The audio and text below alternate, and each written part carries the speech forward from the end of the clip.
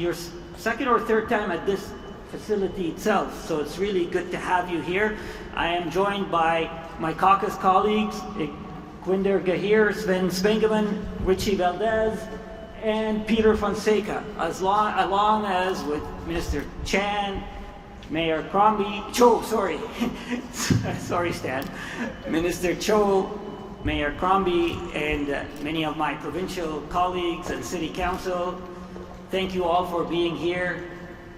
Prime Minister, as you know, Mississauga is the 6th largest city in Canada and continues to grow and prosper.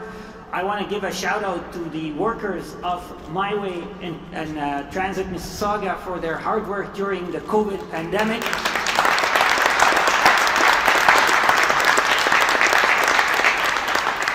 They continue to serve the people of Mississauga during challenging times and stay healthy and stay safe. We're all grateful to their work. Today's announcement is yet another evidence of our federal government strong partnership with the City of Mississauga to ensure that not only the City of Mississauga has the tools it needs to deal with and to manage its growth, but also to fight climate change, to create convenience for travelers, and to build and connect our cities with each other and create an opportunity for more jobs and economic growth. So with this, Prime Minister, it's really good to have you here. I'm looking forward to the announcement, and later on we'll take questions from the media. Prime Minister.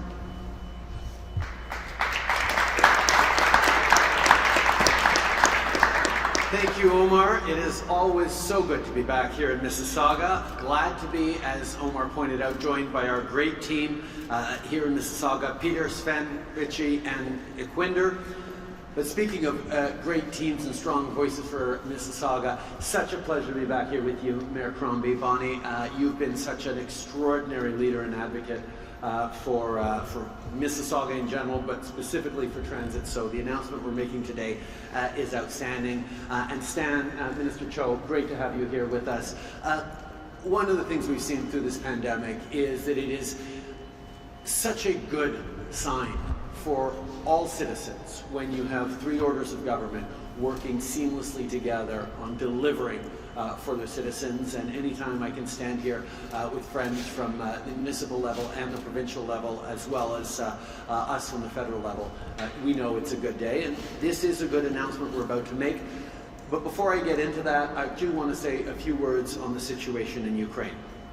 Yesterday evening, I spoke once again to President Zelensky and shared with him my deep concerns for the dangers of Russian attacks on the Zaporizhia nuclear power plant.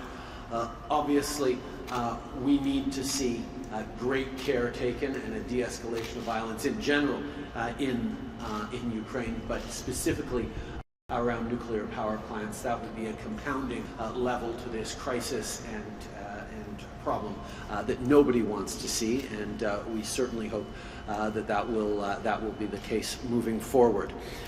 Le Canada continue de soutenir le peuple ukrainien. On a déjà envoyé des cargaisons d'équipements militaires, incluant de l'armement, avec d'autres cargaisons en route. On accueille aussi des Ukrainiens ici au Canada. Depuis le début de l'année, on en a accueilli des milliers. But we've also announced special immigration measures that are going to allow Ukrainians fleeing Ukraine or trying to come to Canada either permanently or for a little while till the situation calms down to be able to get here quickly, to be supported by the incredibly strong Ukrainian community here in Canada, but indeed by all Canadians. The coordinated economic sanctions are working. Russia is reeling from the strong and aligned measures that democracies around the world have engaged in. We see the ruble falling to record lows. We see the three major credit agencies significantly downgrading Russia's economic status. And we just see an extraordinary cost associated with this wrong-headed decision, this terrible mistake by Putin to violate the sovereignty and territorial integrity of a neighboring country. The West is united in making sure this is extremely costly for Russia. And quite frankly, I think we are all inspired by how strongly Ukrainians are standing to defend their lands, although all of us who in Canada know how strong and courageous Ukrainians are not surprised by the approach and attitude that everyone has.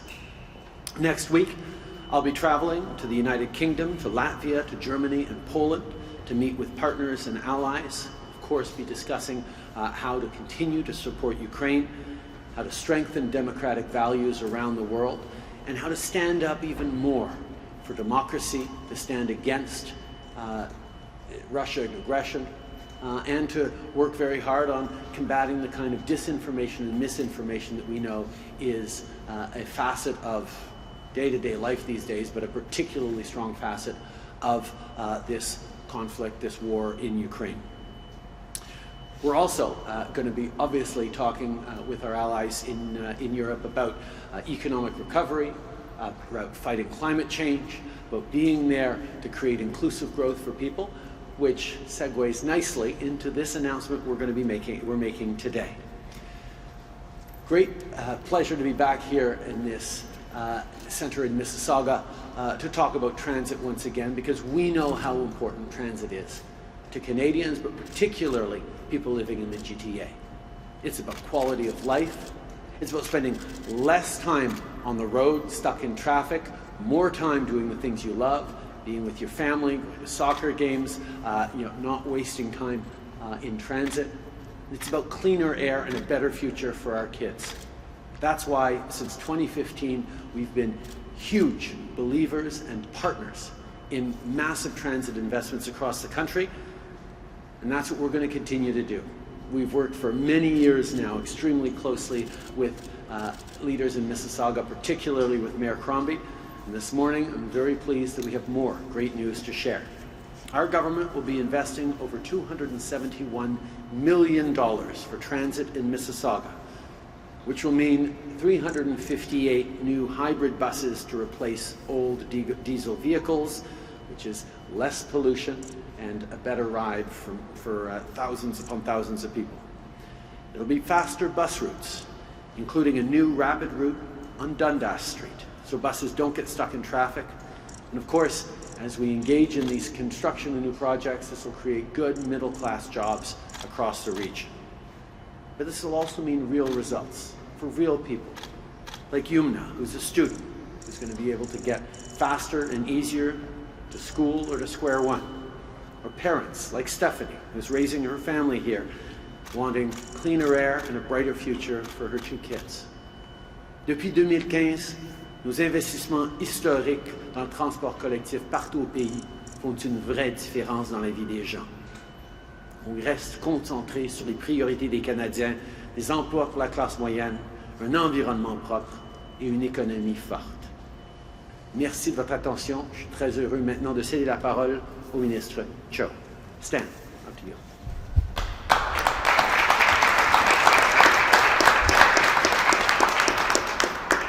Well, thank you very much, Prime Minister. Good afternoon, everybody. It is really great to be here. Thank you, Minister Algabra. Nice to see you again. And Mayor Crombie, twice in 1 week to make a good news announcement in Mississauga. This is fantastic. Also want to acknowledge our amazing MPPs in Mississauga, Minister Rashid, Minister Tangri, MPP Kusindova, and present with us today, MPP Anand, MPP Cusetto, and MPP Sabawe. Thank you so much for being here for what is a very good news announcement in Mississauga. I'm so excited to announce this. My wife is from Mississauga. My in-laws still live here, but it's time to invest further into transit. Everyone knows we've got a growing population. The secret's out. This is the best country to live in the world, the best province right here. We've got a ton of people coming. 15 million today is the population of Ontario. 15 million people will be the population of just the Greater Golden Horseshoe alone in less than 30 years. And that means the time to invest in transit is now. And the province is proud to contribute $225 million to doing a few things here. Reducing commute times, increasing the time you get to spend with your family, lessening the time you're sitting in traffic or on a bus. We're also making sure that we go greener. 358 My Way buses will be off diesel. This is fantastic news, and we're also making sure that commuter wait times are reduced. You know, earlier this week, we also announced that we're making riding transit in Mississauga more affordable. We announced recently that if you take GO and My Way, well, you're only going to pay one fare. And that is the case among most of the local transit agencies. Anytime you take GO Transit, we doubled the youth fare discount for those aged 13 to 19. And we've made riding more affordable for post-secondary students as well. Regardless of where you are enrolled, you will have that same discount applied. We are so excited to be investing into transit. It is a historic investment. The province, as I said, $225 million, but the total project here, the announcement we are making is $675 million for the great city of Mississauga. And I know it's the 6th largest now in Canada, but we know that is only the tip of the iceberg. People are moving here in droves, and that means we're investing in transit. We're continuing to connect the grid and making the transit rider experience better for everybody today and for generations to come. I want to thank you all for being here today for this exciting announcement. And with that, I'd like to turn it over to Mayor Crombie.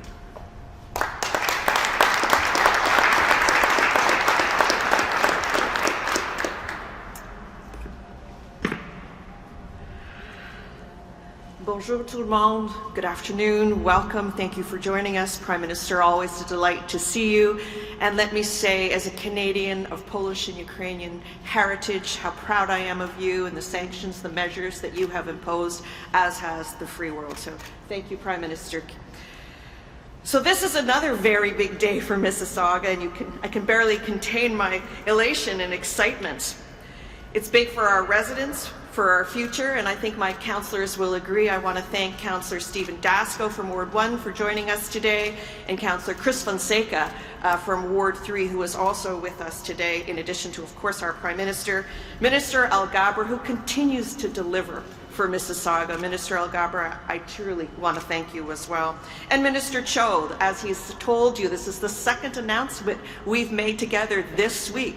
Prior on Monday, we announced a fare integration to make it more affordable for people to travel on the GO train and then transfer to My Way. And we do have many of our wonderful My Way drivers here, ATU drivers. Thank you for the incredible work that you have done throughout the pandemic, stepping up. You are essential workers, and we are proud of you, and you went above and beyond. So thank you to all our My Way employees as well. So to both levels of government, you've truly been incredible partners. Thank you for your commitment to helping us strengthen public transit here in Mississauga. Big things happen when 3 orders of government work so closely together that we unite to create a vision and strong and healthy communities. These investments are important to Mississauga for more reasons than one. Making transit more reliable, effective, efficient, will encourage more people to get out of their cars and help us collectively reach our climate change targets. As will investments in cleaner technology, like the more than 350 second-generation hybrid buses the city will now be able to purchase with this funding. We also know that building better transit, and particularly expanding our transit map, means commuters can move across our city and beyond with greater ease, and makes a real and measurable difference in their day-to-day lives. So I'm grateful that we're now going to be able to build the first 7-kilometer Mississauga East stretch of our Dundas BRT, something our council has been advocating for years. I can see Councillor Fonseca clapping and cheering right already. So dedicated bus lanes along Dundas Street will create another quick east-west connection and ease across our city. It'll reduce congestion, shorten commuter times, and give people back precious time in their day they can spend with their family and their friends, or just doing the things that they love. It'll aid in our economic recovery from this pandemic and create, as the Prime Minister said, very good local high-paying jobs. The Dundas BRT will simply make it much easier for people to travel to and from Mississauga. And once complete, someone who lives in Scarborough can take the subway to Kipling Station, connect to the Dundas BRT, and seamlessly move across our city all the way to the University of Toronto's Mississauga campus. It allows people to explore new job opportunities because it's simply faster and easier to get from one part of the GTA to another. And it connects more employers to workers and connects businesses to more customers. And what really excites me is that the Dundas BRT will directly connect another transformative project underway in our city, the Huron-Ontario LRT, now officially to be called the Hazel-McCallion Line, which stretches all the way from Port Credit in Mississauga to the Brampton border. And I hope that one day, not too far off in the future, the BRT will fully connect from the eastern Mississauga to the west end of our city at UTM, and eventually all the way to Hamilton. This is the kind of regionally integrated transit connections that we need in order to secure our future as a competitive and world-class city. I know that we can get this done, and I look forward to those shovels in the ground come 2024. We are truly very fortunate to have two partners who are equally committed to building regionally integrated transit across the GTHA that's clean, that's efficient, and that seamlessly connects people to the places that they need to go. So once again, my sincerest thanks to both the Prime Minister, Minister Alghabra, and Associate Minister Stan Cho, the local MPs, our local MPPs, for their commitment and dedication to our city and our future. Thank you, everyone. And now I pass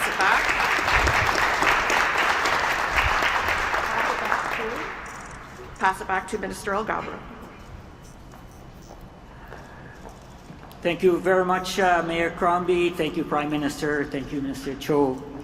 Thank you, everyone, for being here. This is a great day for the people of Mississauga, where all levels of government are working together to deliver for our people. And now I think we'll take time for question and answer. Thank you, Minister. We have 20 minutes for questions. Please limit to one question, one follow-up, and identify your media outlet and name. We'll start with the first question. Good afternoon, Prime Minister. Kelly Patel with CHCH News. What is the goal for your trip to Europe this weekend? What's on the table? I think one of the things that we've seen that has been incredibly strong in the response to the Russian aggression, continued Russian aggression in Ukraine, has been not just the resilience of the Ukrainian people and their courage, but the strong, seamless, coordinated response by all of our allies. Over the past weeks, we have been working together and coordinating together, and the opportunity to sit down with key leaders in Europe and talk about how we further support Ukraine, how we further push back against Russia, and how we tackle the idea that we need to defend democracies better against the kind of misinformation and disinformation that has been part of this war in Ukraine since well before it ever started.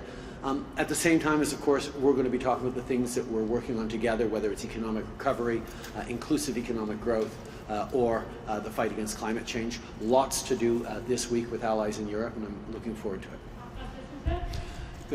Je pense qu'on a vu que la coordination entre les différents pays, les démocraties de l'Occident, en matière de sanctions et de pénalités pour la Russie, pour Poutine, a été extraordinaire. La semaine prochaine, je vais pouvoir continuer cette coordination directement avec nos alliés. On va pouvoir aussi parler évidemment de la lutte contre les changements climatiques, de la croissance inclusive et du travail que nous devons tous faire pour en finir avec cette pandémie et relancer nos économies comme il faut. Next question. Your government announced that Canada is willing to accept an unlimited number of Ukrainian refugees. Is Canada expecting an influx of refugees soon, and where will those who don't have family here go? We know that Canada and Canadians have always been there for people fleeing conflict and war. That's part of what has built this country over many, many generations. Whether it was stepping up for Syrian refugees, whether it's being there for people fleeing Afghanistan, or in the coming weeks and months, people fleeing the conflict in Ukraine. Yes, many, many Ukrainian Canadians are opening their homes and their communities to support people coming here, but also non-Ukrainian Canadians are stepping up in communities across the country, because that's just what Canadians do. We've heard very clearly from many Ukrainians that they looking forward to coming to Canada and being safe for a while, but they are also committed to returning to Ukraine and creating closer ties between Canada and Ukraine as we eventually get to the work of rebuilding Ukraine is going to be important. But for now, we're doing everything we can to support people in this moment. Question, question. Hi, Heather Wright, CTV News. Yesterday, Foreign Affairs Minister Melanie Joly told the Toronto Star that Putin's irrationality means a no-fly zone over Ukraine is too risky. Does that mean Canada is not willing to help institute a no-fly zone over Ukraine because you're worried that Putin might use nuclear weapons? We are and have been extremely focused on standing up for Ukraine and giving Ukrainians the support they need to get through this. The biggest and strongest response we've had is actually in crippling the Russian economy, demonstrating to all Russians that Vladimir Putin made a terrible mistake. Yes, Putin has chosen to use violence and military might to try and achieve his ends. He will fail at that, but we are responding with economic tools that will be far more impactful on the world than Putin's army can be. The thing that we have so far avoided and will continue to need to avoid is putting a situation in which NATO forces are in direct conflict with Russian soldiers. That would be a level of escalation that is unfortunate, that we need to avoid, but we will continue to impose punishing consequences on Putin, on his cronies in the Kremlin, and on the Russian people until they understand just how terrible a mistake Vladimir Putin has just made. Follow-up? The Ukrainian government, though, has been asking for things like fighter jets to help them fight the Russians. Is Canada willing to send fighter jets to Ukraine?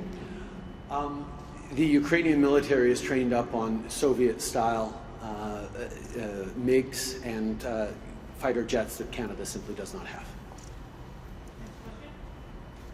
Hi, Nicole Thompson, the Canadian Press. On the issue of zero-emission vehicles and the Canada-US relationship, should Canada's auto sector take any comfort in the fact that President Biden's State of the Union did not put a protectionist Buy American frame around his plans to encourage Americans to buy more electric vehicles? I think we've been very clear that we need to invest more in electrification of our economies and specifically of our transport.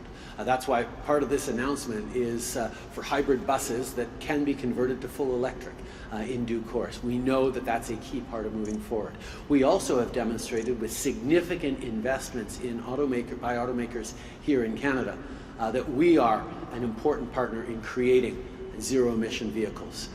We're obviously pleased that the protectionist approach that the United States had proposed is not going forward, but we're going to continue to work with our American friends and partners to make sure that we are building electric cars together and creating opportunities for both cleaner air and growing economies and jobs into the future.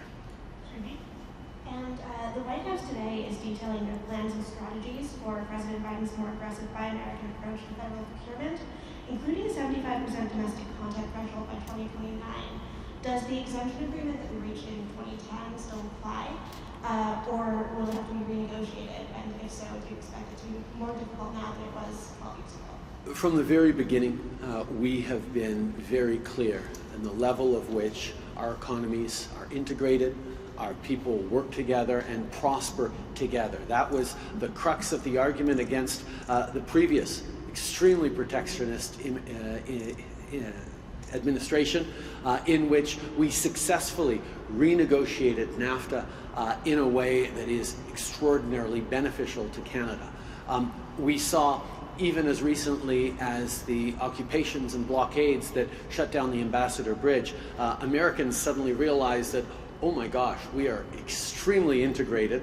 like we've always been saying, because shutdowns on the Canadian side had a direct and immediate impact on the American economy. So they know we are integrated, and that just gives further arguments to demonstrate that we are going to continue to work together, and will continue to make sure that they understand that protectionist policies against Canada end up hurting American jobs and American workers just as much.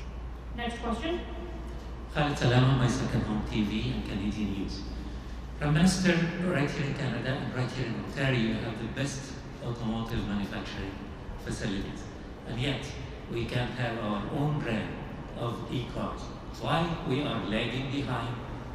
Why not the government do something for this with the proper incentives also for the average person? One of the things that we have demonstrated is a deep commitment to electric vehicles. We're talking about a goal of 50% of all new car sales by 2030 will be zero-emission vehicles, and 100% of all new car sales in 2035 will be zero-emission vehicles. In order to get there, we're going to be standing up significant investments to create more and more electric vehicles, zero-emission vehicles that Canadians can purchase. There are many companies doing that. I'm always encouraging Canadians to look at how we can create more solutions.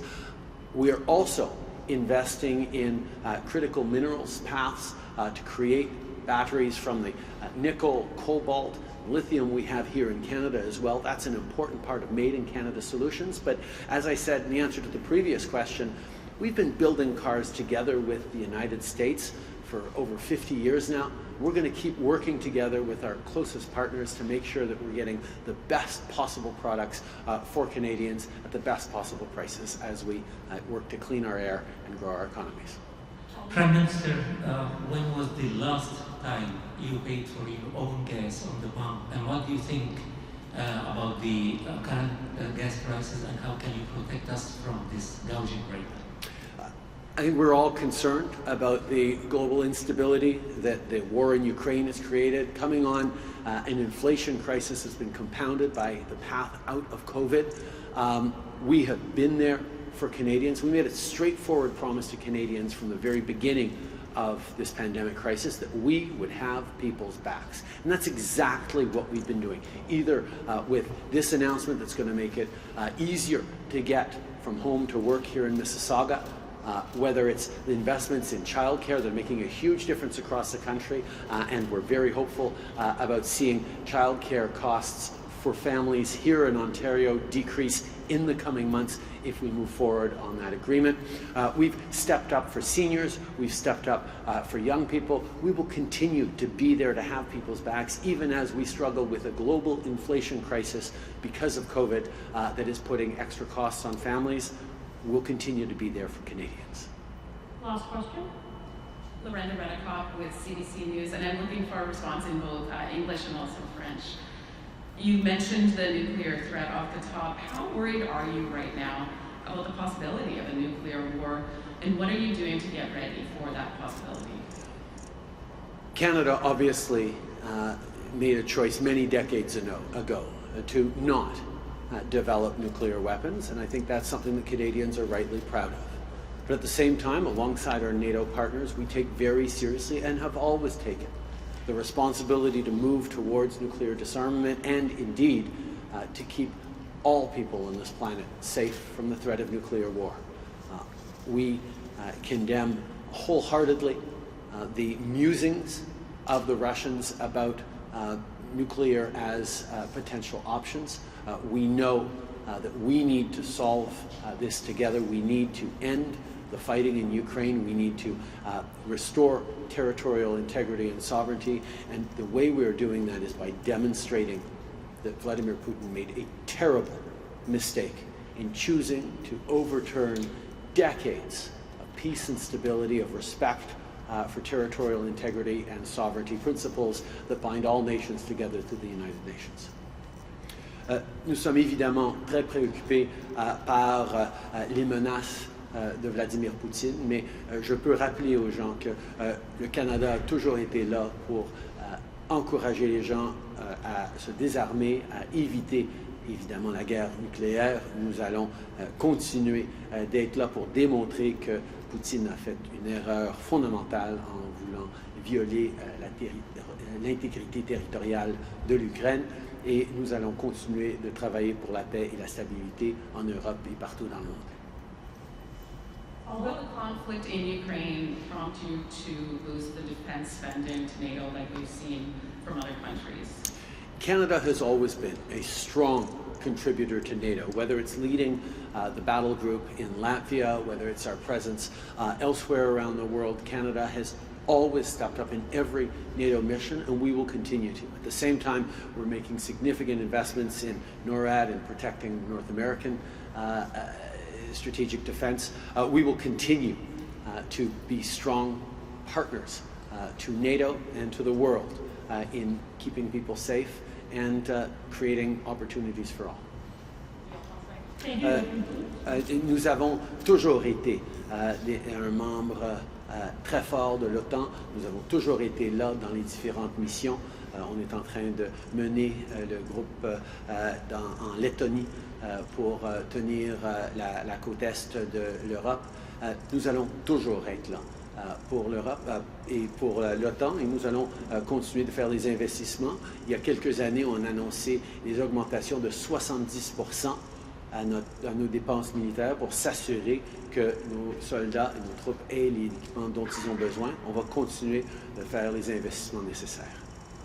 Merci, Sami Farinako for House Affairs. Thank you. That ends today's press conference.